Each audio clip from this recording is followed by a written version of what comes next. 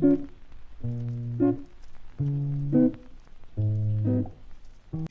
gang, straight from JTech, and welcome to the very first video of 2020. Happy New Year to all my subscribers, and I'm just gonna straight up apologize for going AWOL on the channel for about 6 months. It was a challenging 2019 to say the least, especially for the channel.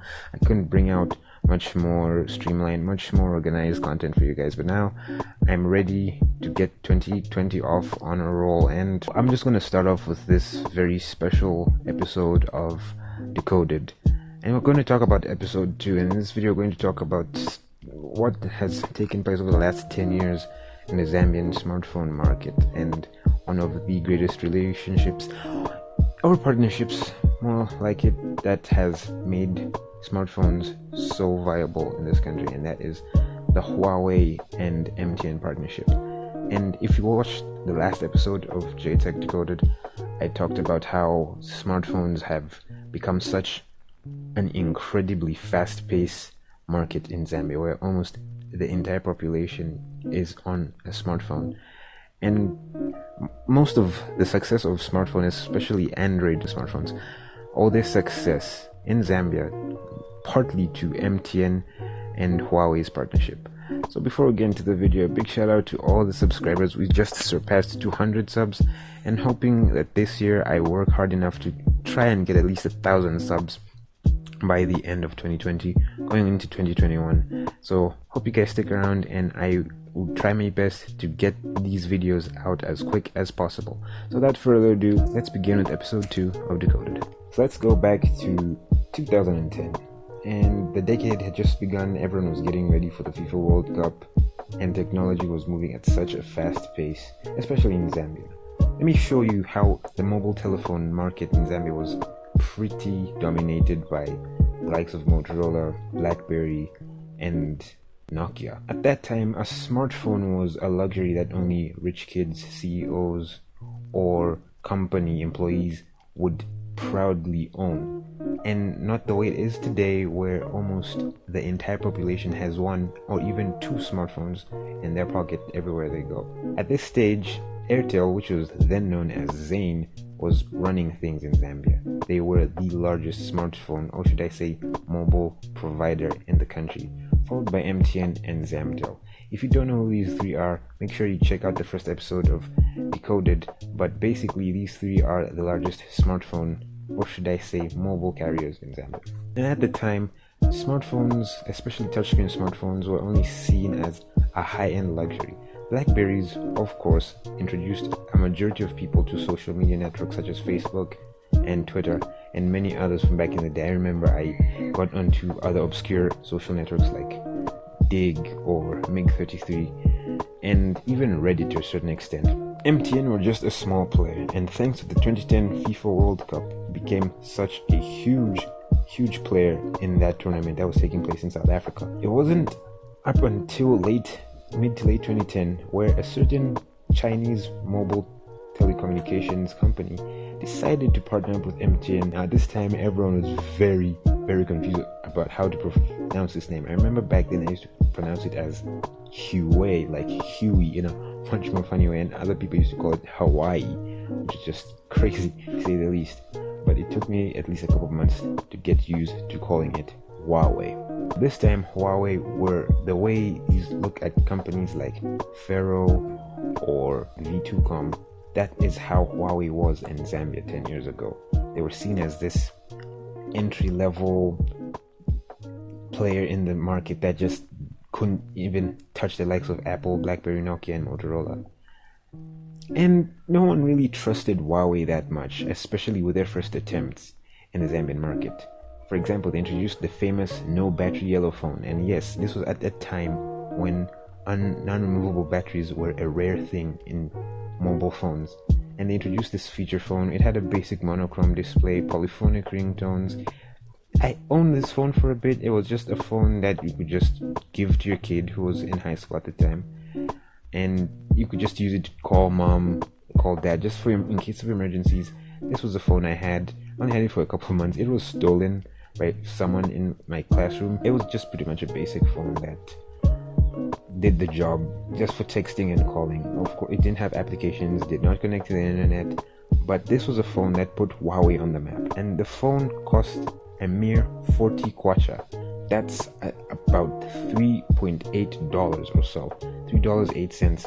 It was that affordable, and a lot of people attest this. A lot of people who were born in the early 2000s could say this was their very first experience of a phone. This phone put Huawei on a large map, and the partnership between MTN and Huawei was so symbiotic, it was really hard to tell apart which was which. Fast forward 1 year later, in 2011, came what I believe is one of the most important products in the history of smartphones in Zambia, and that is the Huawei Ideas. This phone was introduced at a time when Android smartphones were a rare breed.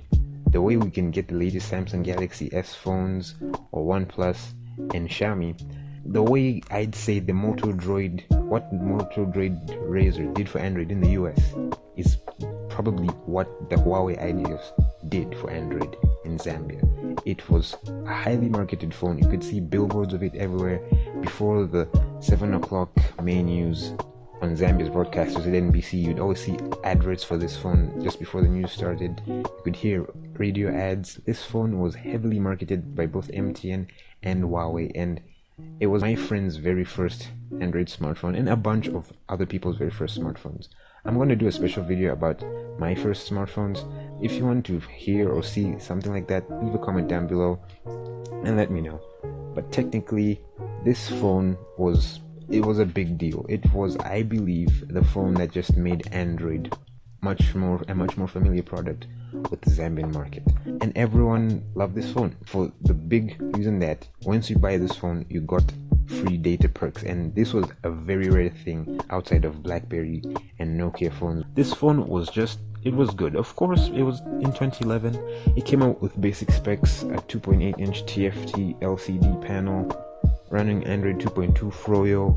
It had a fixed focus 2-megapixel camera. It wasn't the best looking phone, and it had interchangeable covers to go with the whole theming custom-made youth that this product targeted, when most smartphones would cost upwards of 1,500, which back then was still a lot of money. Now it only went for 950 kwacha. That time, releasing a 3-figure smartphone in Zambia was unheard of, and people flocked to this phone. This phone was such a huge deal at that time in Zambia, and many analysts can say what this did for MTN and what this did for Huawei in this country. It just started a storm that Huawei have just never ever been able to control. Well, up until Google kind of put a little dampener on their reign. And 10 years later, Huawei is one of the biggest smartphone and telecommunications players in Zambia. Despite them being hit with a US trade sanction, they are still a major player in the smartphone industry. And to see how far they've come, especially in Zambia, it's one of those success stories, including MTN, who have become the largest network in Zambia. And with improvements such as mobile banking and the whole mobile money scene, Huawei and MTN have become so symbiotic. You cannot go in MTN stores and not find a Huawei product one way or another. The other Zambian carriers like Airtel tried to do this. I remember Airtel tried to have a partnership with ZTE between 2013 and 2015. It wasn't as successful as Huawei's was. I could find a few ZTE phones in Airtel service centers, but no one really bought those phones, and it was a very short-lived partnership. ZTE still does supply antennas for Airtel, but now Huawei does not only just specifically supply it to MTN, they also supply phones for Zamtel and Airtel.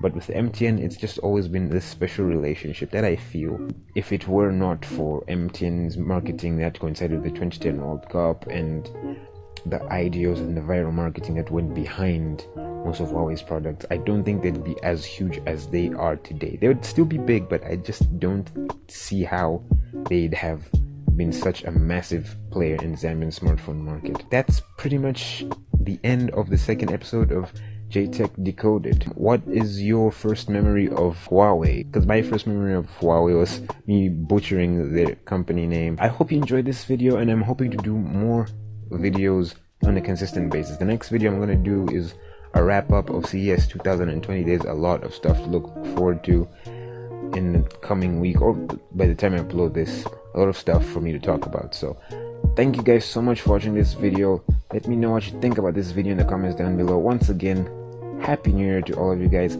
Thank you so much to all the new subscribers, all the new commenters on my videos. I promise I will do my level best to upload on a regular basis this year. That's the end of this video. If you like this video, hit the like button, and if you want to see more videos like this, hit the subscribe button. It's been Jay from JTech. Talk to you guys next time.